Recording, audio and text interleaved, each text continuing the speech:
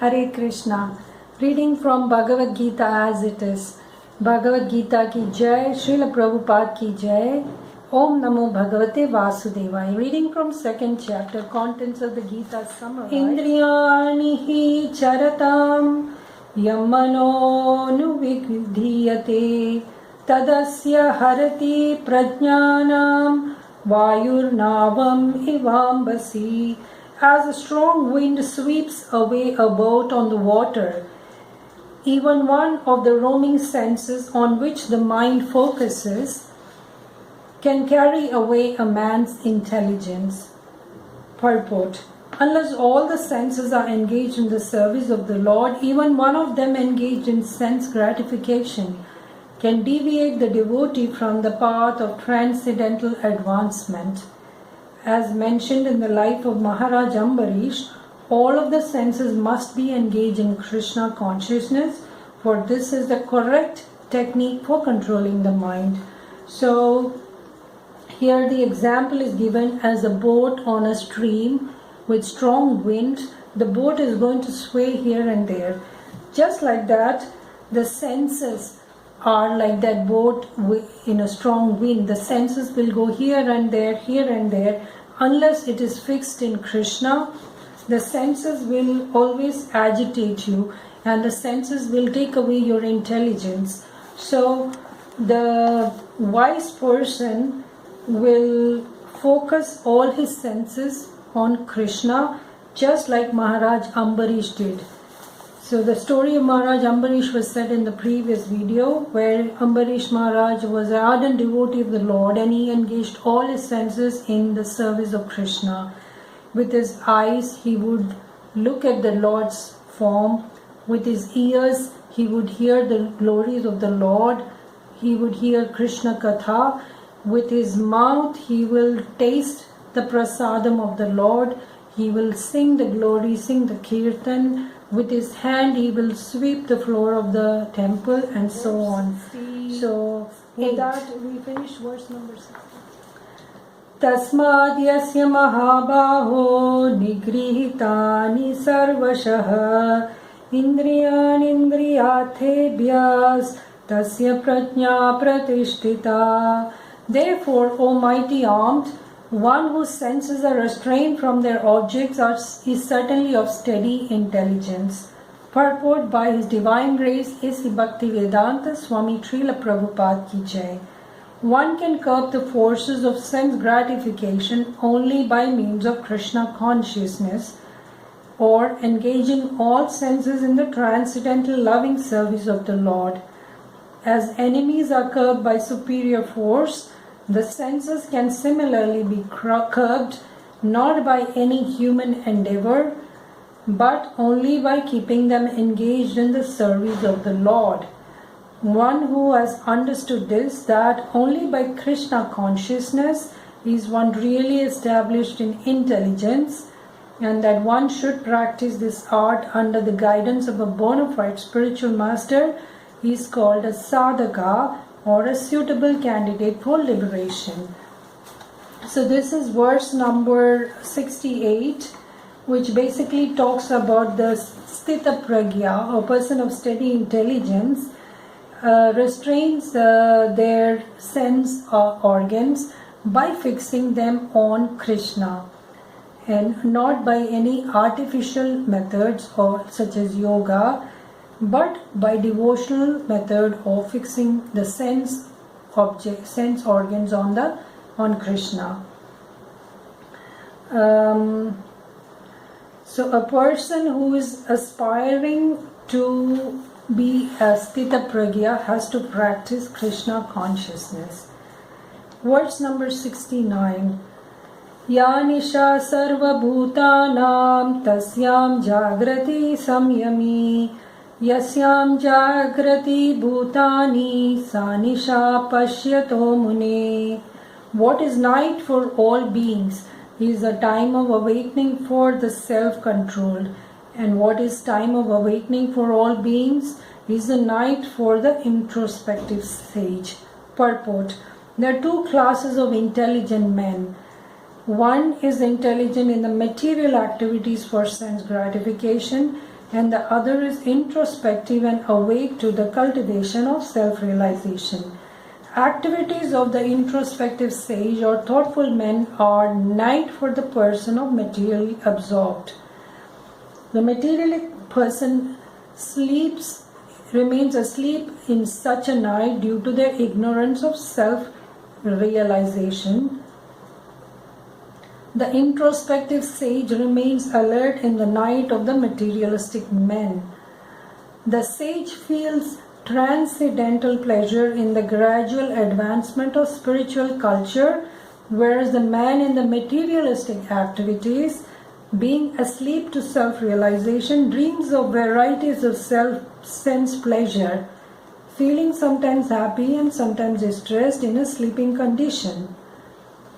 So this is a beautiful verse and a very famous verse at that. The introspective man is always indifferent to material happiness and distress. He goes on with his self-realization activities undisturbed by material reaction. Ya Nisha Sarva Bhutanam. What is night for the materialistic person is the time of awakening for a sage. Now here the night and day are metaphors. They are not literal day and night. In the so-called daytime, the literal daytime, the materialistic people are busy pursuing their dreams and ambitions. They go about their work, they go to office, they go shopping, they do a lot of activities in the excuse me, in the material sense. All these activities are night. Night stands for ignorance. All these materialistic activities which the materialistic people do during the daytime, their daytime, is night/ignorance for a sage. Because all these is madness.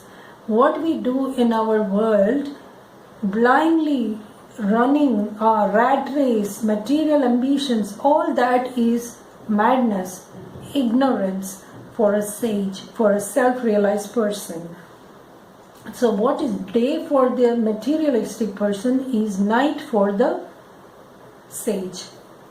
Now what is night for the sage, or what is night for the materialistic person, is the day for the sage.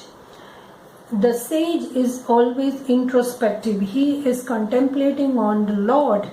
He is inwardly focused, and that the materialistic people cannot understand. For them that is night, because they don't know what is going on. They don't understand the sage. So for them, the sage awakened condition is night for them.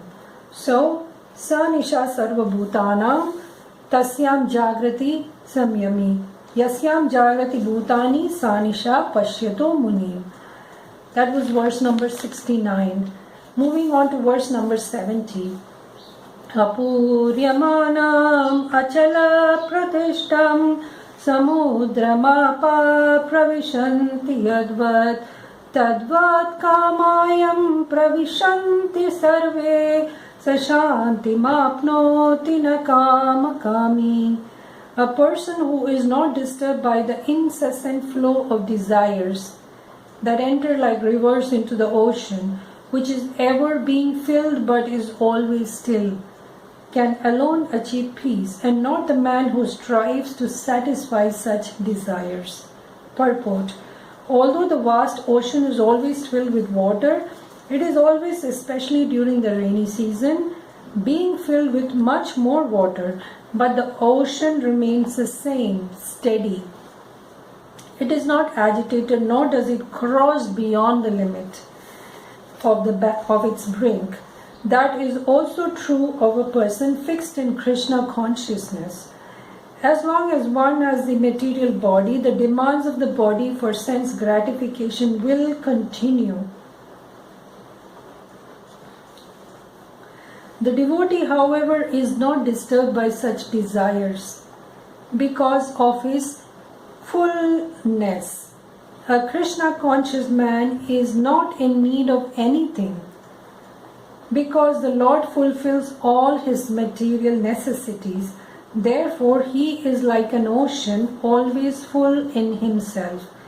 Desires may come to him like waters of the rivers that flow into the ocean, but he is steady in his activities and he is not even slightly disturbed by desires for sense gratification. That is the proof of a Krishna conscious man, one who has lost all inclinations for material sense gratification. Although the desires are present, because he remains satisfied in the transcendental loving service of the Lord, he can remain steady like the ocean and therefore enjoy full peace. Others, however, who wants to fulfill desires even up to the limit of liberation, what to speak of material success, never attain peace. The fruity workers, the salvationists, and also the yogis who are after mystic powers are all unhappy because of unfulfilled desires. But the person in Krishna consciousness is happy in the service of the Lord, and he has no desires to be fulfilled. In fact, he does not even desire liberation from the so-called material bondage. The devotees of Krishna have no material desires and therefore they are in perfect peace.